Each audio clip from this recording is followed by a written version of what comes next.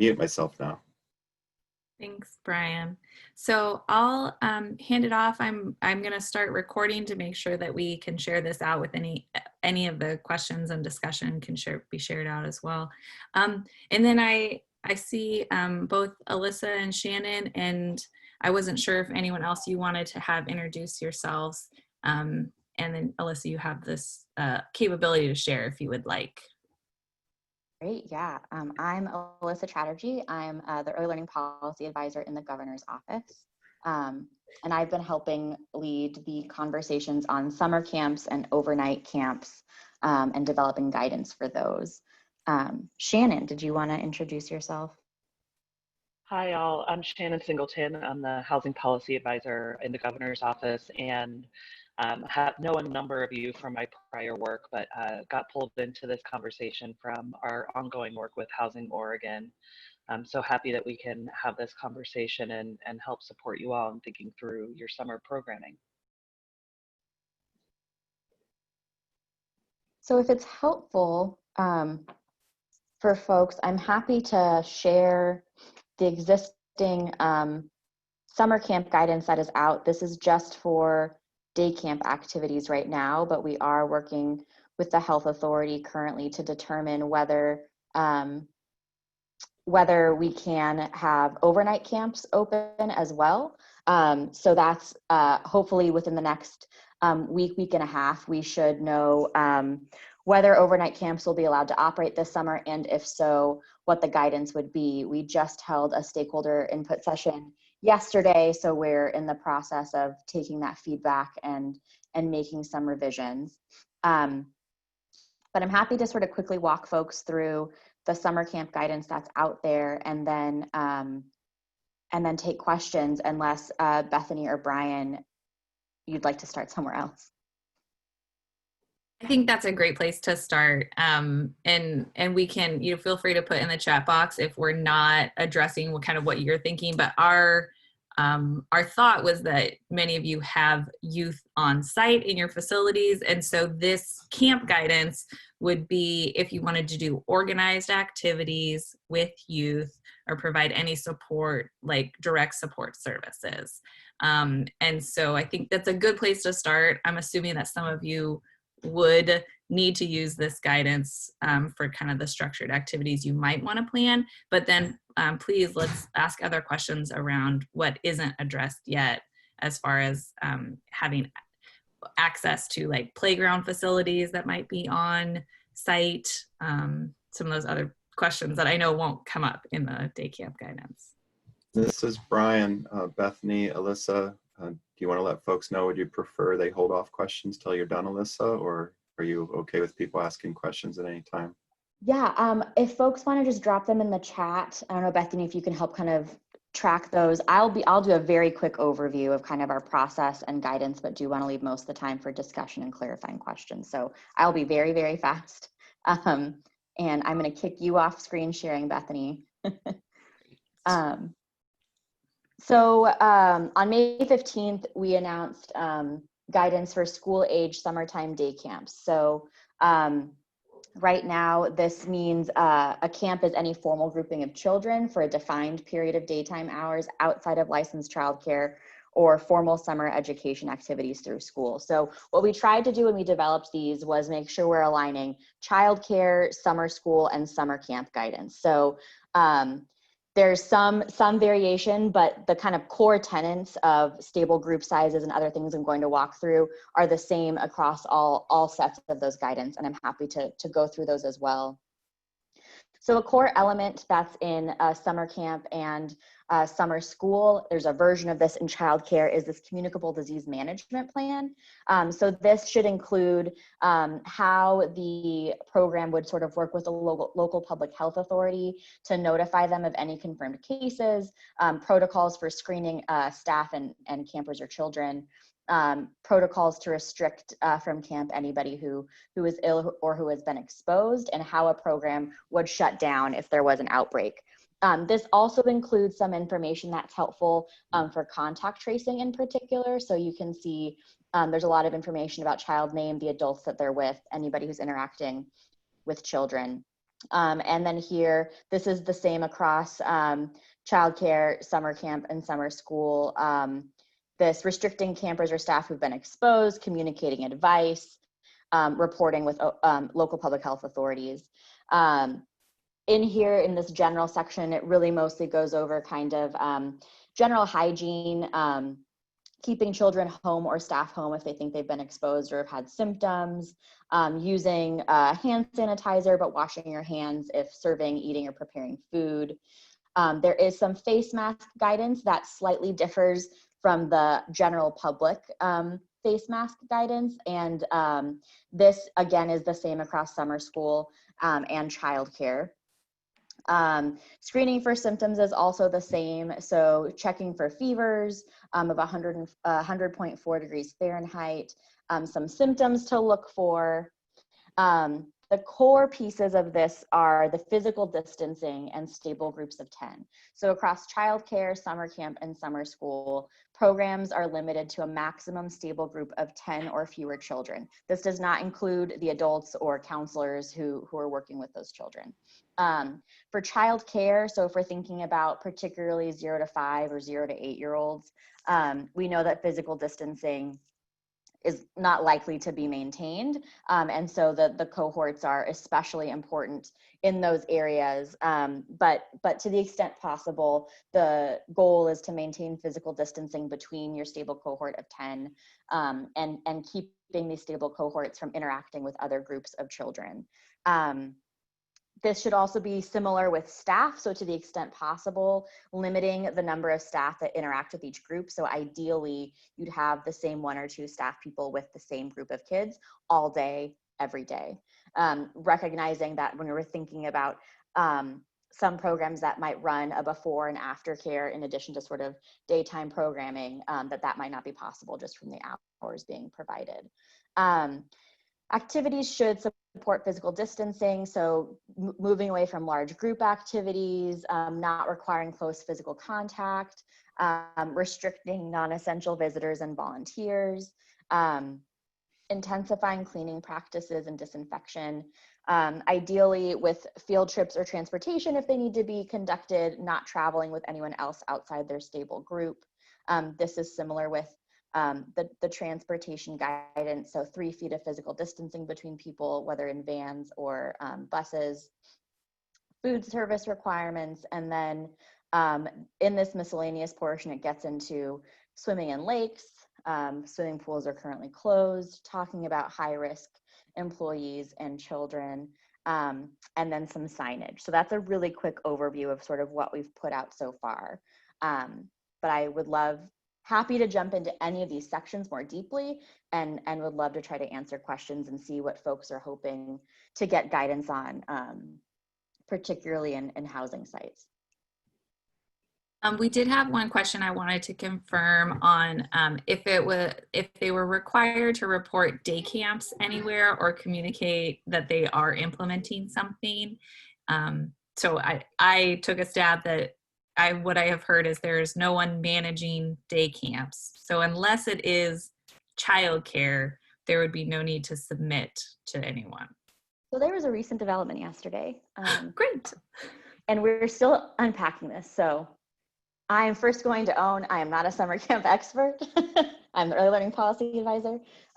It was brought to our attention while we were on a call with overnight camp directors yesterday with the Oregon Health Authority that the Health Authority's Environmental Public Health Office actually oversees camps. And so they're being brought into these discussions, you know, with the speed of everything moving and the OHA staff that had been assigned to these projects, they were unaware that there's an entity. So the Environmental Public Health Office licenses organizational camps, which have a very broad definition. You can see from my millions of tabs open. I think it's this one. But so you can see that organizational camps, this is the definition I'll read out for you really quickly. So any area designated by the person establishing, operating, managing, or maintaining the same for recreational use by groups or organizations that include, but are not limited to, youth camps, scout camps, summer camps, day camps, nature camps, survival camps, athletic camps, camps that are operated and maintained under the guidance, supervision, or auspices of religious, public, and private educational systems and community service organizations. So very broad. So I will be honest and say we have not figured out yet.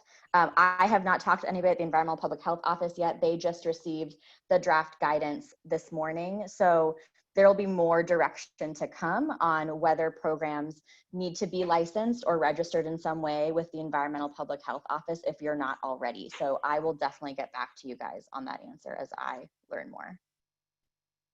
Thank you, Alyssa.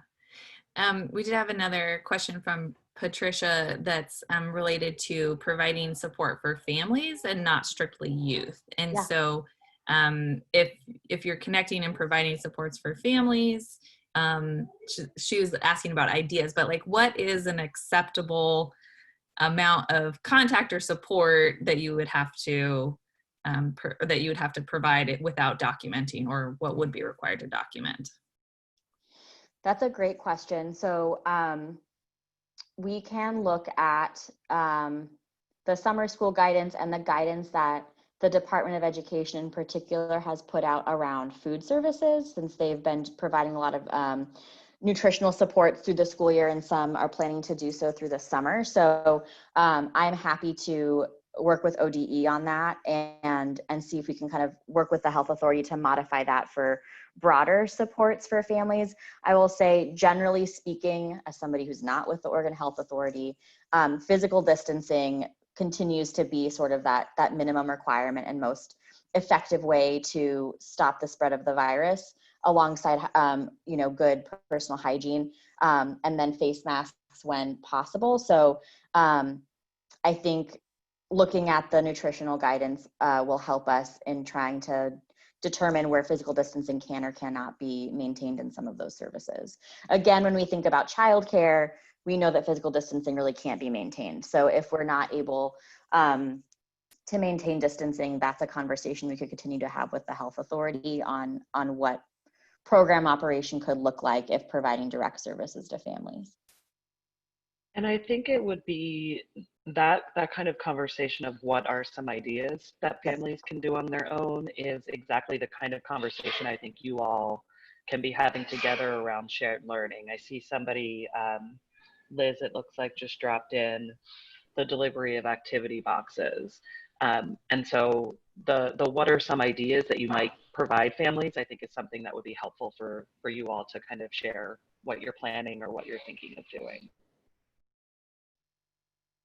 Yeah, I think it would be great to know, would it be acceptable and allowable if there was shared spaces at facilities for families to, say, sign up to use them if they wanted to come and use kind of a shared room or anything like that?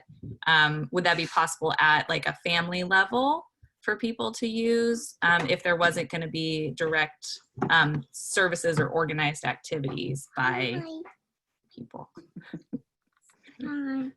Yeah, I think that's all going to come down to the ability to sanitize and clean in between uses. And so if having a sign up list, I would encourage having time between each appointment that the cleaning can actually be done. And then the question is begged, who does the cleaning?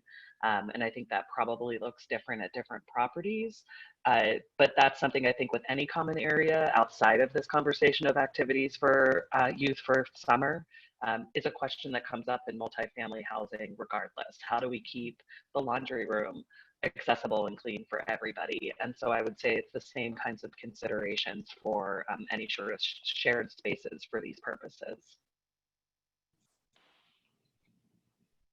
Thanks, Shannon. And I appreciate you dropping ideas in the chat box. And Elizabeth noted they've been using their newsletter to share ideas for online activities and project ideas. If there's any other suggestions you have for one another. I was not sure if if anybody on this call is already providing childcare or is normally in the field of having childcare. And so, because we had several questions come up around when would someone need to register as emergency childcare versus just providing camp.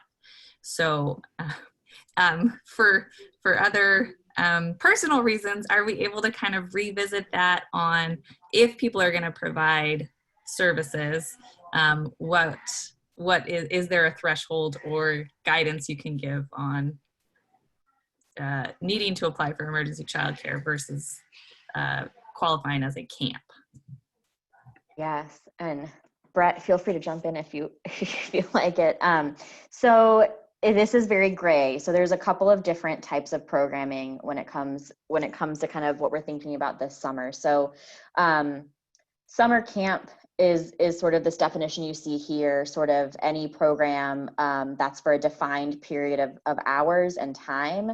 So childcare, generally speaking, it's year round, right? You might be there from 9 to 3 or whatever your hours are, but it is a year round offering.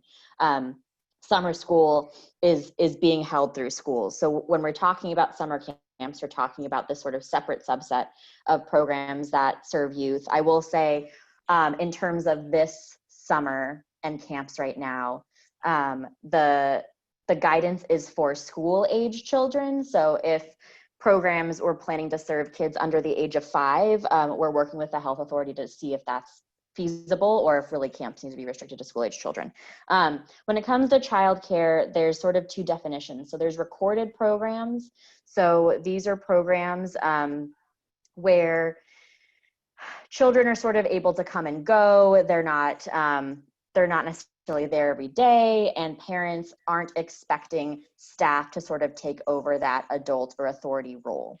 The tricky thing with recorded programs, frankly, is we know that there's a lot of programs out there that probably should be licensed but are still considered recorded. We know most programs do have kids enrolled. Parents are assuming that there's adult supervision and that they are sort of operating in that authority space. That's what makes this distinction really difficult. If you have been a recorded program in the past, we can assume that you're a recorded program now, and you can work with the Office of Child Care if you're concerned that maybe you should have been licensed. If you've been a licensed program in the past, you will need to work with the Office of Child Care to apply to be an emergency child care provider if you haven't already, to provide those services. And in those circumstances, both for recorded and licensed programs, you would refer to this emergency child care guidance that's available on the health authority's website, as well as with the early learning division and the Office of Child Care. So I know that's not super clear, but those are kind of the slight distinctions between recorded programs, summer camps, and child care. And I'm happy to answer questions if folks are trying to work through where their program might fall.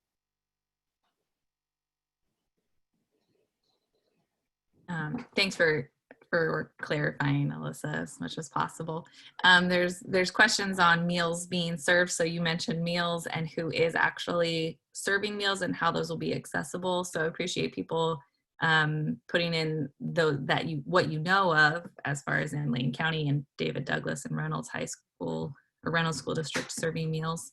I don't know if that's something that either you or Shannon are aware of, where that fits in this. I know it's actually a conversation that has tried to come up in some of our other calls around accessing food and incorporating it, because the guidance for camp says, if possible, children can provide their own to mitigate the kind of shared contact. But I think in this category especially, it's the opposite, where we want to be providing that for families. So is there anything you're able to share on your knowledge of how housing might be able to better connect with programs online, or our Beth put into the chat box here, Partners for Hunger Free Oregon, being able to track meal distribution. Is there anything else?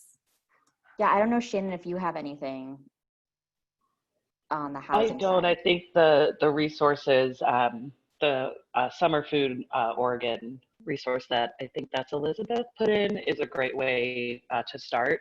I would also say, Brian, it may be helpful for Housing Oregon to help with this group, just be sure to have the updated information about any school district programs and lunches, and just to make those explicit links.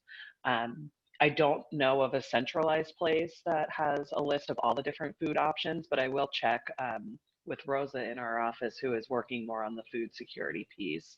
And if there's something more succinct, I'll be sure to get that out to Brian. Yeah, this is Brian. I'll try to capture all these links that people are suggesting and share that later. And just for those who maybe aren't looking at the chat box, Bethany is adding the links to the documents that Alyssa is sharing. And they were also links in the email reminders that I sent out to folks. Thank you. Yeah, and Brian, if you're not already, if you need us to connect you with the child nutrition program at ODE or anything like that, just let us know, and we can make sure we're all staying coordinated. I'm not seeing a lot of other questions come up at this point. Were there other topics or areas that people joined in? Did you want more time to just share conversation and ideas around what are people doing, or if there are opportunities?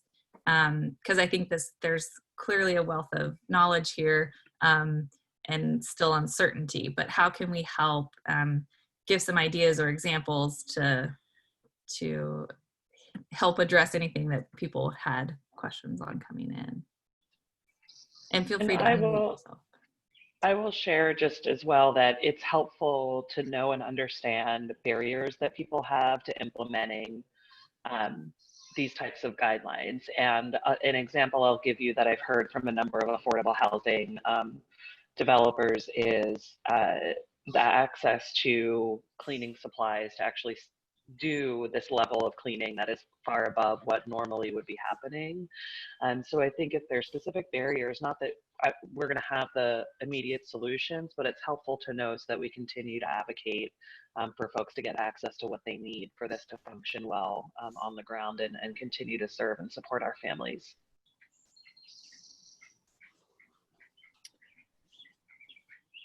I was just going to say, I'm having a hard time deciding if our program is a recorded program or a summer camp, and that's really confusing to me. And I looked at the criteria for a recorded program and I ruled it out because we're very clear that we're not a childcare provider.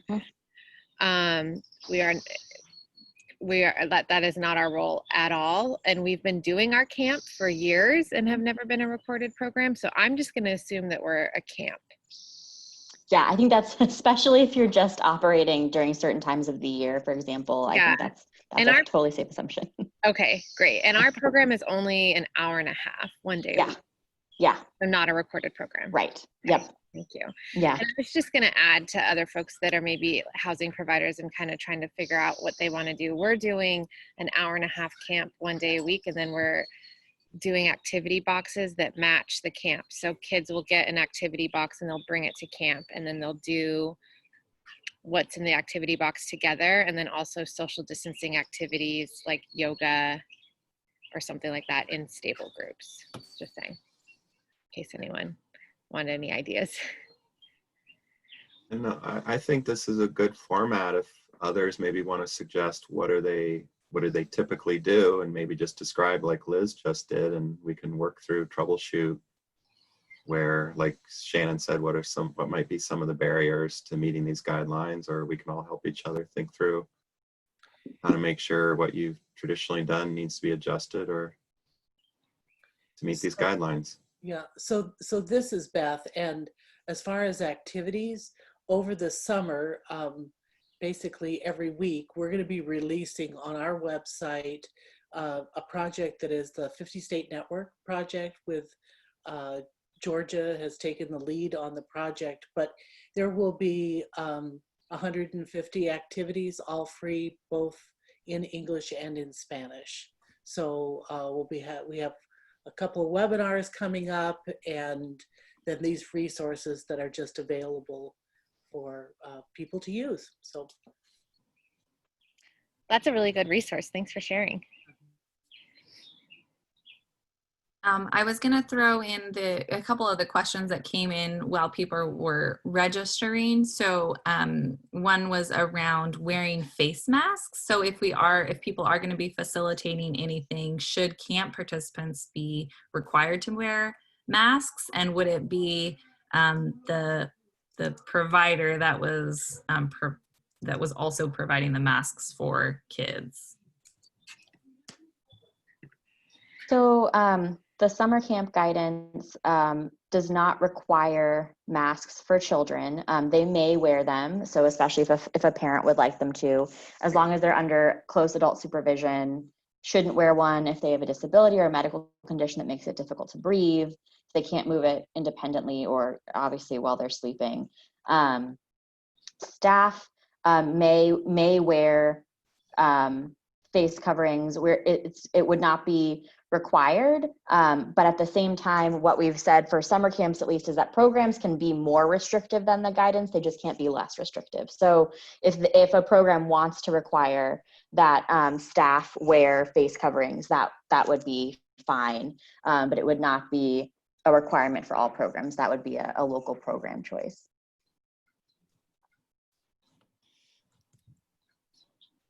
And I will say that they have face masks on Amazon now. I've ordered a few. They're back on. And I noticed there was also a resource sharing option that I think at the state level has been, if you're looking for supplies, you can go on to put in what you're looking for, or if you have access that you would share. And I can put that in the chat box as well. And yes, the question was, will all of these links and chat be shared back so everyone has access? Absolutely. And then I think someone asked for reiterating the resource that Beth mentioned. So summer activities guides are what they are, coming from the Georgia After School Network and 50 State Network. And so I put in the first kind of safety guide that's accessible online. This one's just in English, but then there are by age group individual packets. And so those will be coming out, like she said, each week there will be a new set, and we will have them on our website, which was one of the links that I put there. And I can make sure that you guys all have access to kind of where those will be housed throughout the summer. And if you sign up for the newsletter, it'll come out in the newsletter and remind you.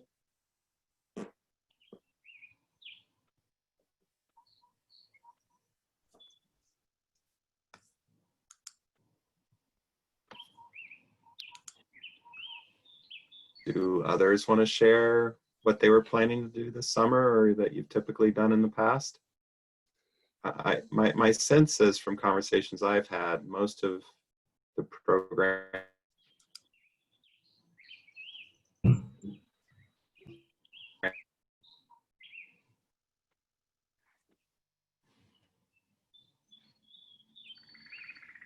Is that just me, or did he freeze a little bit? He's frozen. Okay. He froze all the way. or like Liz, more like a I have a question. So I'm Jamie, I work for Rose CDC. I was curious if all of your camps are going to be on site, or if you were going to try and do something off site. And I was thinking, you know, if there's a van or something and we can travel with windows open where there's like good air circulation and we're wearing masks. If other people had transportation ideas, if they weren't going to do their camp on site.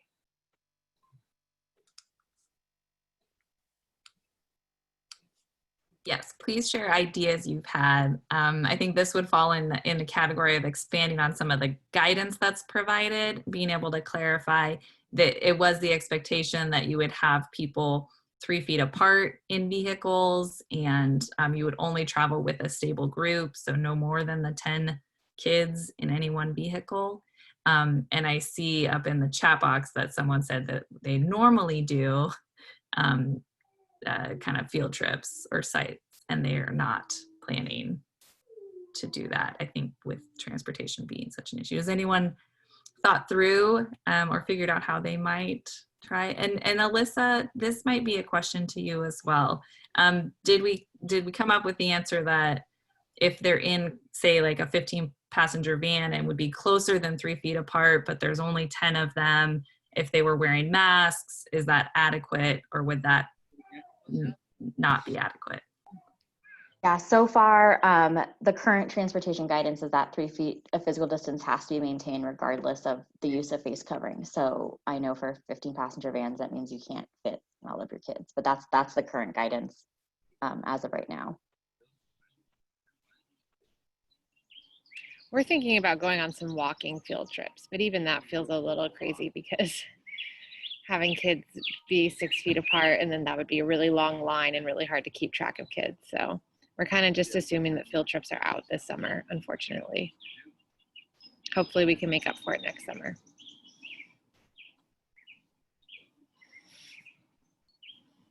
I have a question. I'm sorry, others might have voiced this. I got pulled out of the Zoom chat for a minute.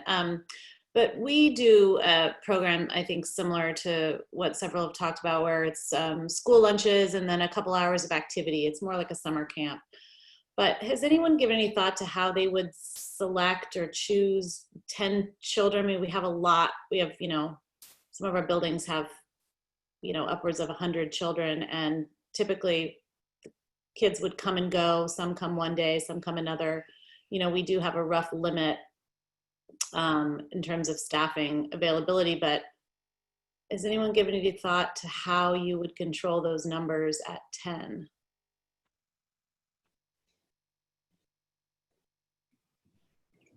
We are thinking that we're going to have more, we're going to have stable groups of 10, but we're picturing more than 10 kids, and then per 10 having an adult with them. So splitting them up and and putting them, like, some will be here, some will be over here. I think that's what the guidance says, that you're allowed to do that as long as they're not interacting. So just we have one youth services coordinator, but our other resident services coordinators are going to pitch in this summer and help out. So that way they can monitor the other stable groups. And I think if you have, I might be wrong, but I think if you have, we're doing a camp 1 day a week at each of our properties. And I think that kids can come and go from the stable groups if it's only 1 day a week, because the stable groups need to be stable through the week, and it's only 1 day a week. So does that make sense what I'm saying? Well, and so are you saying like 30 kids could end up in a group throughout the day? No. Because they're rotating. Okay, yeah. So I mean, the thing, okay, yeah. So I mean, the stable group part, I mean, the 10 is important, but it's that stable part that's most important. So if your group ends up shrinking down to 5 because 5 kids leave, you can't put 5 different kids. Right, we wouldn't mix the kids. Great. But Yeah. what I'm saying is, because it's not happening like Monday, Wednesday, Friday, our stable groups aren't going to be switching up because there's only going to be one group a week. Right. The Monday group and the Tuesday group look different. Yeah, they're different properties. Yep. So there will always be a stable group. And if we have a group of 11 kids, we'll split them into 2 groups of 5. Mm-hmm.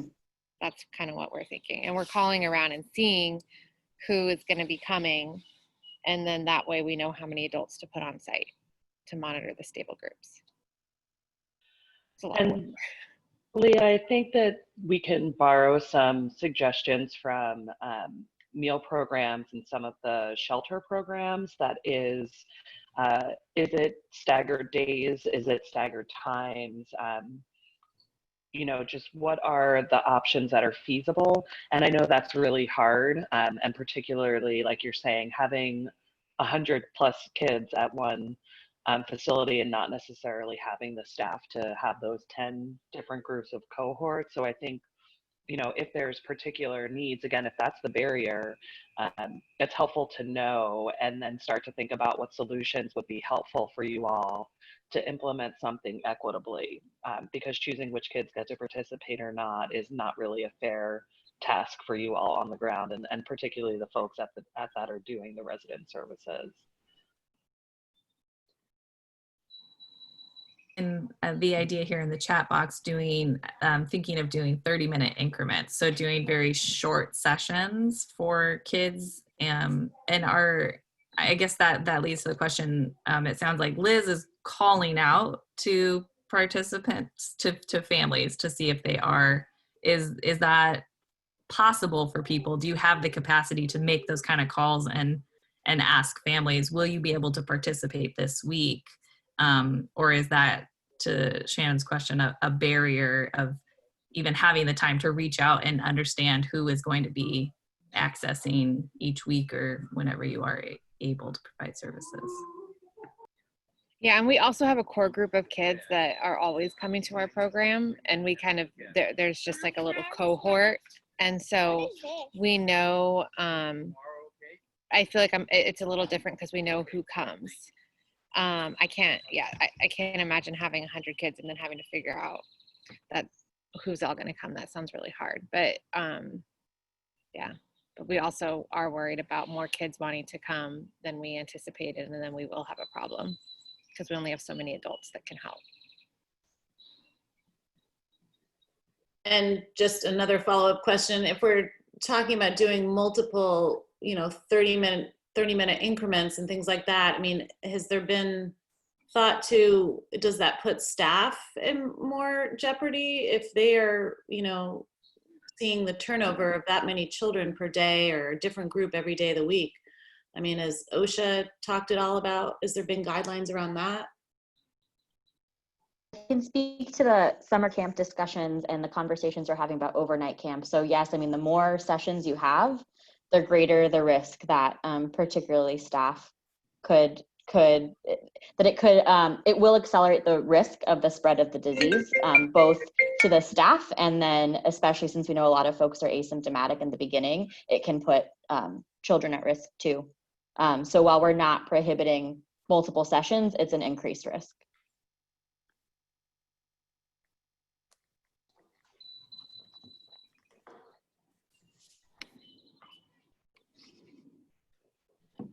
And there were some other activities or links thrown in the chat box here. And then I just, wanted to ask if people had considered, are you, since field trips are out, are you able to work, I think the question was asked, are you providing on site, or are people working on going off site or working with other partners? Has that come up, and have anybody figured out how that might work for them?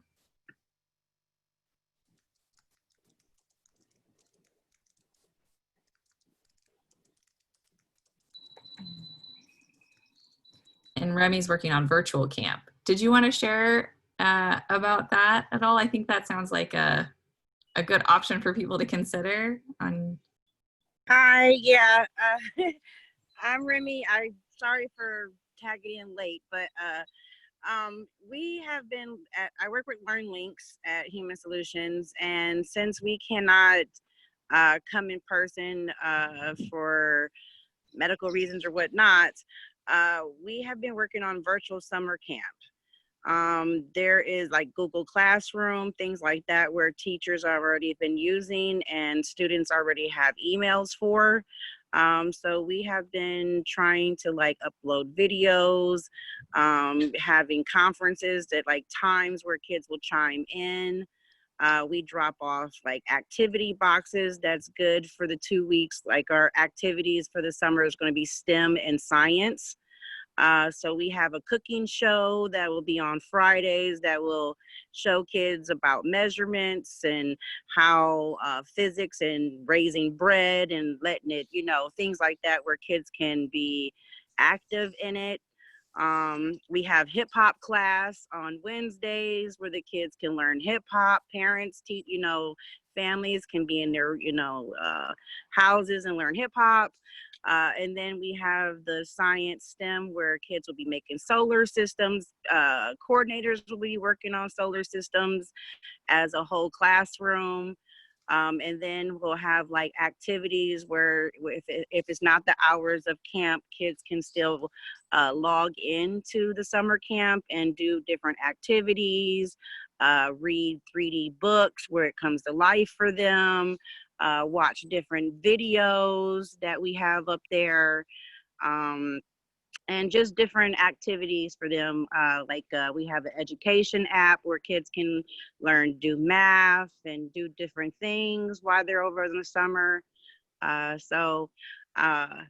We're working on it, and we have kids. We have about 10 kids already signed up for it, which is like a milestone, especially for it to be online. But we do have 10 solid kids. We're working on keeping it open for all of Human Solutions that work with kids. If you want to log on to the classroom and have it available for your kids to be in camp and summer camp, that's what we're working on to make it available for you guys. And then hopefully if you want to do something like that, maybe keep it open for LearnLinks kids as well, and everybody to be available to do. So that's what we're doing. Thank you for sharing. I think in this case, there's certainly been questions around, is virtual possible? Is it helpful? And I think it's great. There's great ideas there to share around and what it might look like for people to try and use that as a engagement tool for this summer. Hey, Remy, this is Brian. Someone in the chat box, Cheryl, is interested. If you're willing to share maybe your email, other people, or a phone number, people can contact you to learn about your virtual project ideas. Yes, I will definitely will. I'm putting it on there. And I wanted to ask, going back to the idea of no field trips, I'm just wondering if, like, when my children were in childcare, they would go out on walks around the neighborhood or to a park on, with a long rope with knots tied in it. If the knots were tied every 10 feet or so, would that not suffice for like a short walk into the neighborhood or to the neighborhood park? Yeah. Oh, sorry. No, you please go ahead. Yes, we're actually working on that too, where there's going to be links available to show kids how they can be safe and how families can be safe walking and still being able to do things. Also on Pinterest, and Pinterest shows a lot of online virtual field trips, like this the museums in New York, Smithsonian museums. They can go to different zoos and just explore different things. They can even go to Walt Disney World and have a roller coaster experience. So there are virtual things that are available, as well as, like I said, having links where things are open and how families can stay safe this summer. So I think that's a great idea. I also wanted to call, there's another link that I threw in the chat box. So you mentioned that Pinterest has some good ideas, but I'll also shout out for Meza by Mott is an app available to anyone to download currently, and it is designed for out of school and time partners, so after school, summer, whatever, and it has compiled curriculum from all sorts of amazing, NASA and National Geographic and Jazz by Lincoln Center. So there's a lot of great resources, and you can actually use it for some other, to get other tips and guidance and communication with partners. And so that would be another great place to look for activity ideas. If you've got the ability to implement, some of those are good at-home options if you find ideas to help share with families as well. I can have a follow-up comment or question. Just thinking about, like, how are people addressing the fact that, not everyone has internet access and not everyone has a device that can allow them to do this online activities?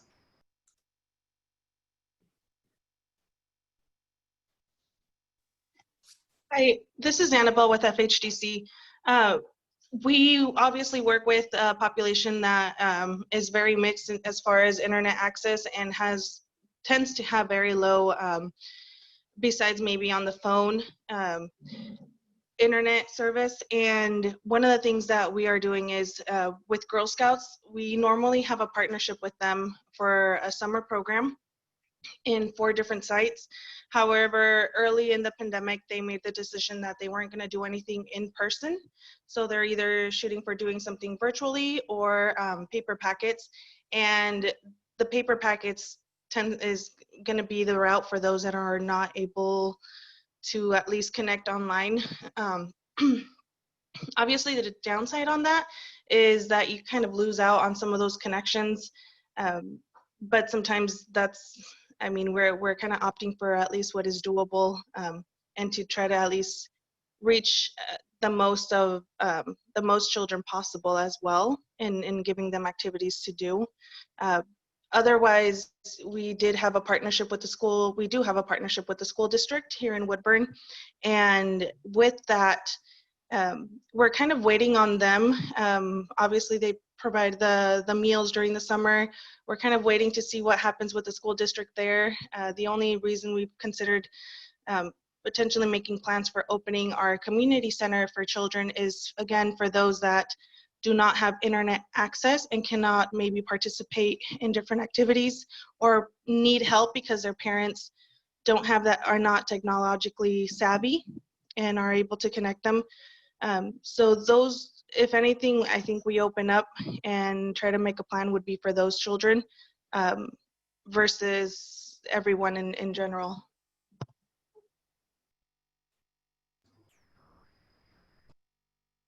Thanks for sharing, Anabel. I think that's really good to note that there are districts who are trying to support at home with packets. And so we certainly advocate for how we can help connect community partners with their district counterparts. If there's ways that districts are going to be continuing through the summer, not having in-person options. So are there going to be other resources provided that as on-site support, you would be able to get a better idea of what's going on and be able to actually support that instead of just assuming that families have access or know what to do with the resources that might be provided.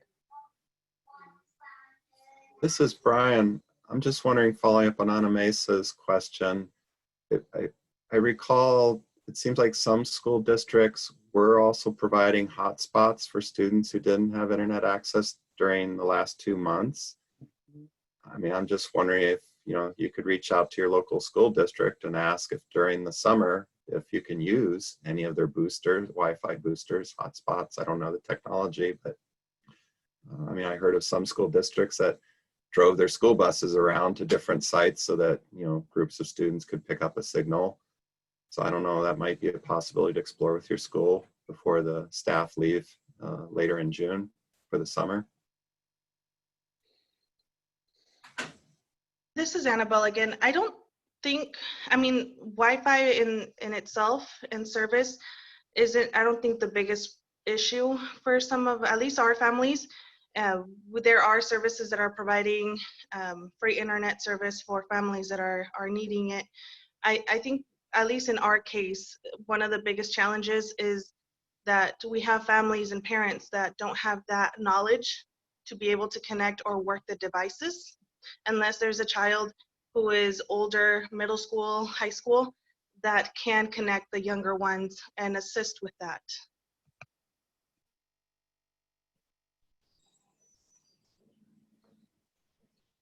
And it looks like Ryan put over here, you could also, you know, ask if students can keep devices. Having the device itself is, I know I heard in Woodburn, they're already starting to collect them back for this school year.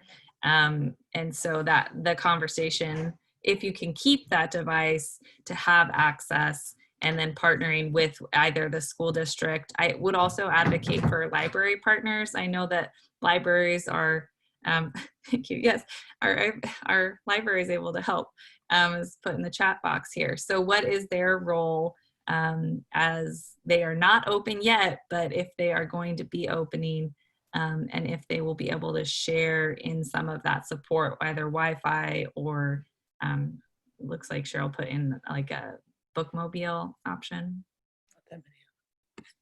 And libraries were never formally closed by the state, since they're under local control. That those were all in sort of local decisions. So I've been working with the state librarian and the health authority to develop some recommendations for how libraries could reopen if their locality chooses to do so, but would encourage you to reach out. I know that even if the libraries are closed, librarians are still working and still accessible. So I would definitely encourage you to reach out to your local librarians and see what programming or opportunities they have, because I know they're eager to step up and serve when safe to do so. And if you don't know your local librarian, we've got a great connection with the Oregon State Library Youth Services Coordinator, Gretchen. And so I'm happy to share her contact information if you don't have it already, to help connect or ask questions. Yeah, I just sent her an email and asked her to see if they have a map, because they're city and regional, and it's a bit of a complicated system. So I'm going to see if she actually has a map of libraries that are open. So we'll share that with everyone. Great, thank you all.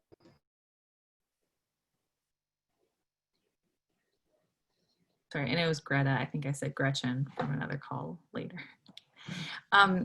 Are there other questions? There was a question that came on our registration form around if a program is providing youth services that doesn't fall into the childcare or a normal summer camp setting, that runs for more than 4 weeks, but may or may not be year-round consistent. Is there suggestions on which guidance they would use for now?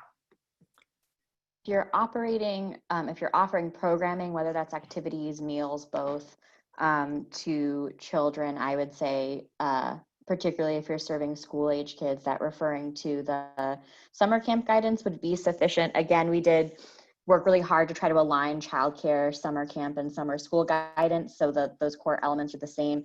If these programs do care for children below school age, so under the age of 5, referring to the childcare guidance, I would also encourage you to reach out to the Office of Childcare, because if you are caring for infants and toddlers and preschoolers, there may be some additional support that needs to come through from the Office of Childcare.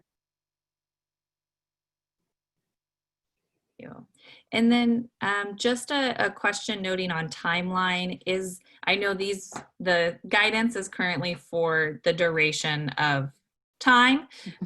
It's not aligned with phasing or any particular deadline. Is there thoughts on implementing now in the summertime versus if there's going to be other guidance or opportunities that people need to be aware of, and how we'd be able to share out best with them?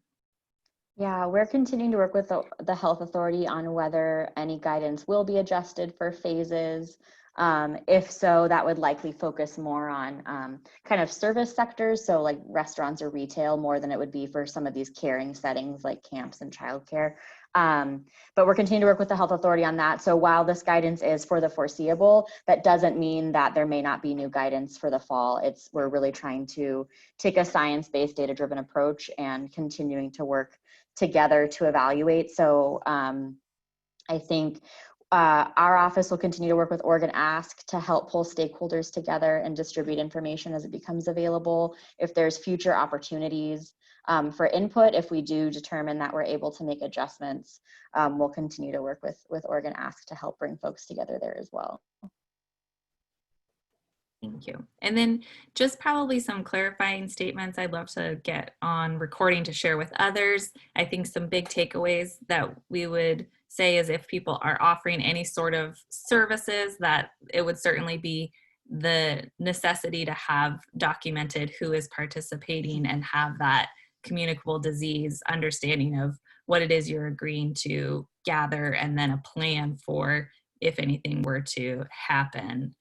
And also the what Liz mentioned earlier is if it's a once a week opportunity and stable groups are supposed to be a weekly cohort, then it would be very reasonable to have kids come for one stable group on a Wednesday, and that stable group would only be for that day. The next week could absolutely reset on who was in a stable group.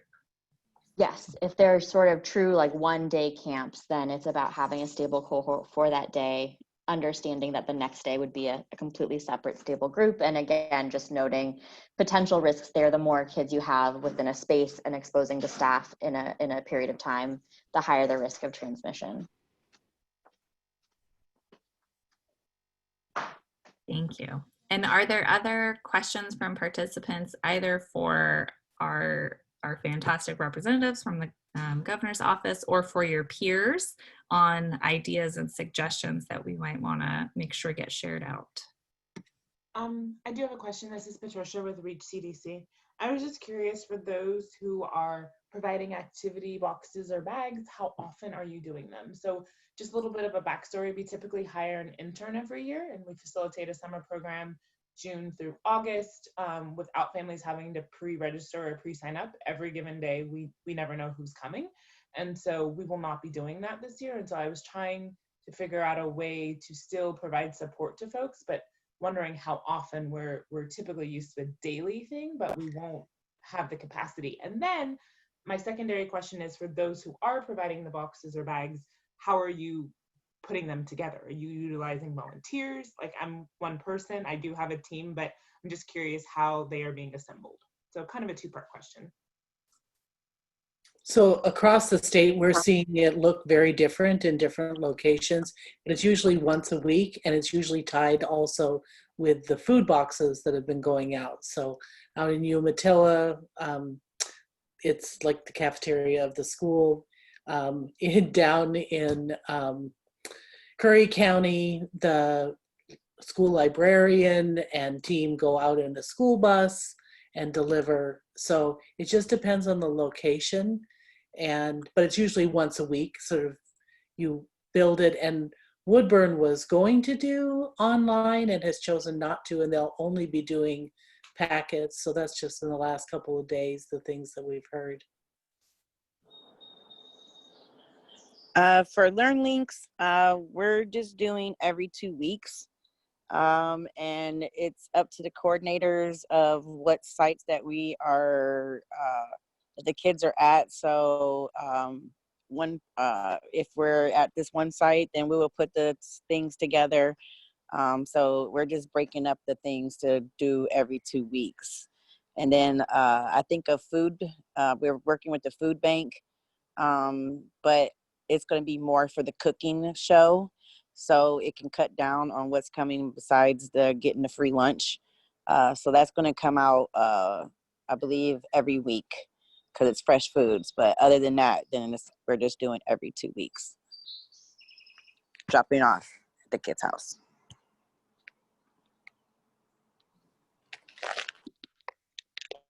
Is anyone else on the call that is distributing boxes already or bags?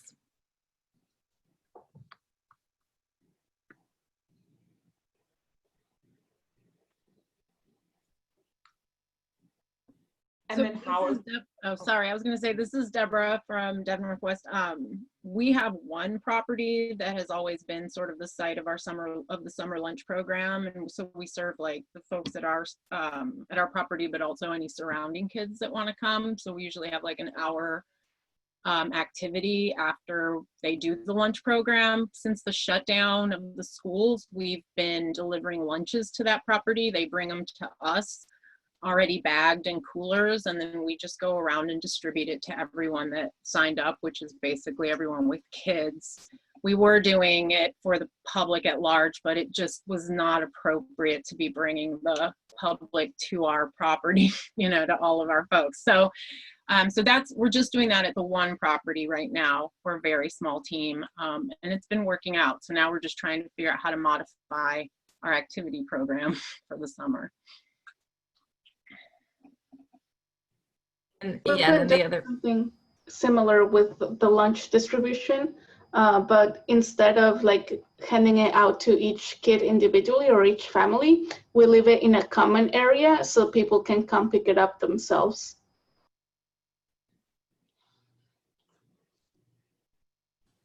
And I'm with Homes for Good. I'm Frankie, and we also are delivering the sandwich bag similar to Deborah, like to some of our sites for the kids. So if we have extras, we give them to adults as well that are in the complex. But so I think we are delivering them around 3 sites for kids, and then we do some deliveries for seniors as well, but that's not topic. But yeah, like I think generally we're delivering it to their unit, like their door. Anyway.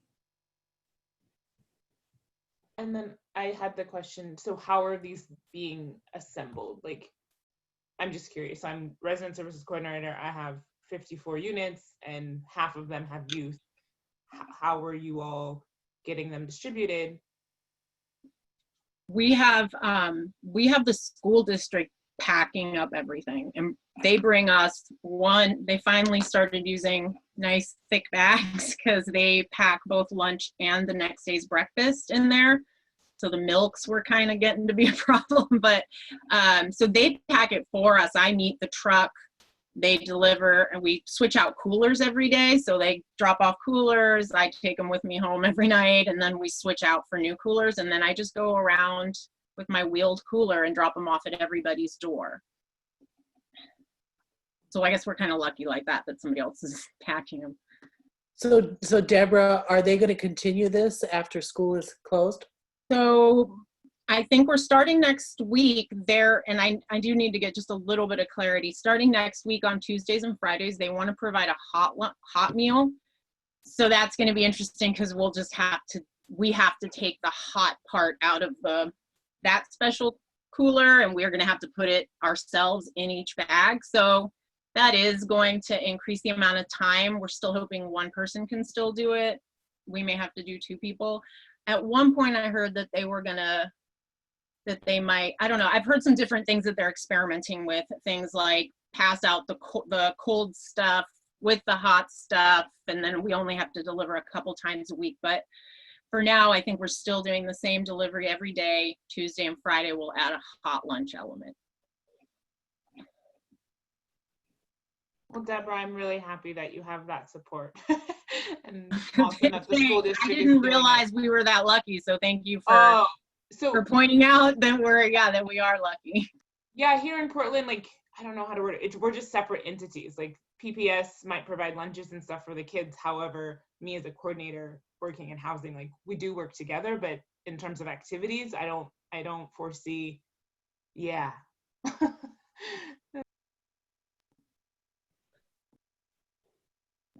So the activities that we do, the activity program that we do after we serve lunches, or we've historically done, we've paid, at least as far as I know, the last 2 years, we've paid for that because we usually have hired staff just, for that short period of time. And we got that money from our local, from Samaritan Hospital.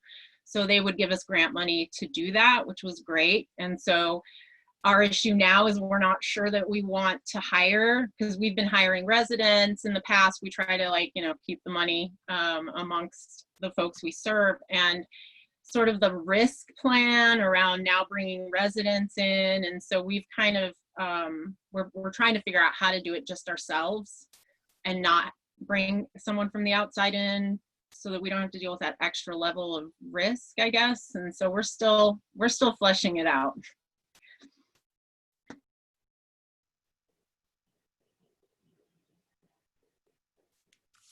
So Deborah, which school district are you with? This property is part of the Corvallis school district. Okay. Hey, Patricia, this is Brian. I will see if I can post here, but Multnomah County has had like this, they've been situation reports that I'm looking at right now, listing like these liaisons, and there's a school liaison, K-12 childcare person, and their job is to troubleshoot possibly the kind of questions you're asking right now. So maybe they can help try and troubleshoot a solution to help you out with putting together packages or the whole delivery system with connecting with Portland Public Schools. Well, and there are 22 sites in Portland that are serving food at Portland parks. So if you go on to the Partners for Hunger Free Oregon, they should be on there. So if the district isn't going to support that, that would be a way. I also wonder if any of your sites cross over with Sun sites. So I know Beth had talked with kind of Sun coordinator at Multnomah County, and they were trying to keep coordinators on as kind of resource managers.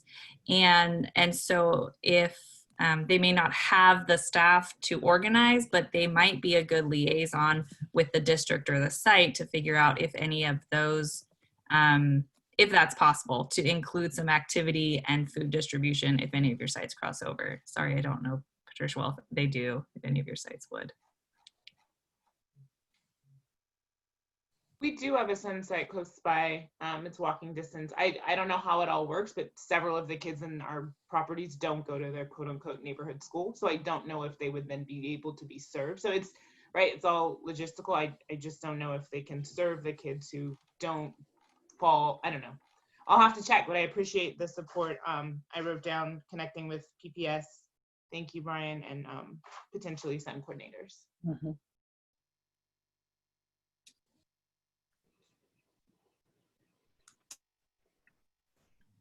Patricia, Patricia, can you just remind me your last name so I can email you afterwards? Yes, I can send you my email. Okay. I'm not seeing a lot of other questions come up in the chat box. Does anyone want to share more? I want to be respectful of your time. We do have until 11 was what we had put, but if people don't have other questions or sharing that they want to make, we can certainly let you back to other duties that you might have on your calendar. Or give Alyssa a 10-minute break. But we are here to help as a resource. So if you need anything, let us know. And as we mentioned, we'll make sure everything that's in the chat box and all of the links get shared out to everyone. And the recording you can pass along to friends if there was things, clarifying questions you wanted to make sure they had. We're hoping to continue this conversation. I know, right, Brian started that this is the coming from the reorganizing and re-energizing of your housing support services group. And so, you know, please keep us informed if there are things we can help with. And I hope that some of the resources for activities and connecting with partners and how to access information about food sites and anything else in your area will be helpful. This is Brian. Beth or Bethany from Oregon Ask. Can you maybe just briefly summarize what is Oregon Ask again and how it could be a resource for this network of staff who provide resident services and affordable housing across the state? Mm-hmm. How do you want to connect with them in the future? So I'll let you take that, Bethany. Thank you. So as the statewide after school network, we provide numerous different types of services, including training and technical assistance for all sorts of expanded learning partners, anybody that works outside of kind of the formal school day, which is a lot of people, right? A lot of hours outside of school. And then we try really hard to partner with districts. So we support policy efforts, we support connecting people with their partners, and making sure that there are high quality opportunities for professional development. So if you're looking for content resources or people to connect with, we've got a monthly newsletter that always has information around upcoming opportunities, and trying to keep a landscape on how we are all working in this area together. And so we're happy to help connect you personally, or just to connect you with the network of people across the state that we have been working to connect over the last 15 plus years. as a network. Yeah, so we have partners, both state agencies and statewide groups that we work with, and we work on policy, partnership, and professional development. We do a lot of advocacy for what's good for children. So our focus is on what works best for children. And we were, the pandemic, we were already working with Brian and some sites because there's clearly a need for our lowest income families to have access to appropriate activities, and especially during the summer.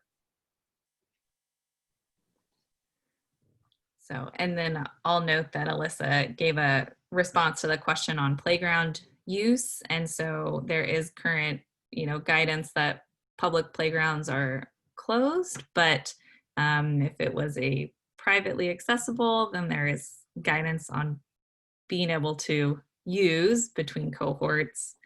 And then hopefully as things may reopen in the future, that would be considered as well.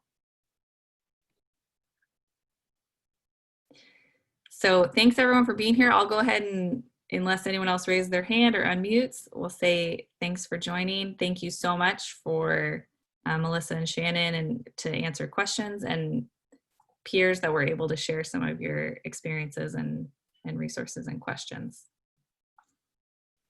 And nice to meet you all, and thank you, Alyssa and Shannon. Nice to meet you. Thank you. Thank you all. Thank you. Take care, everyone. Bye. Bye, Brian. Keep safe. Thank you. Thank you, Oregon Ask, for all you do too. Thanks. Thanks, Anabel.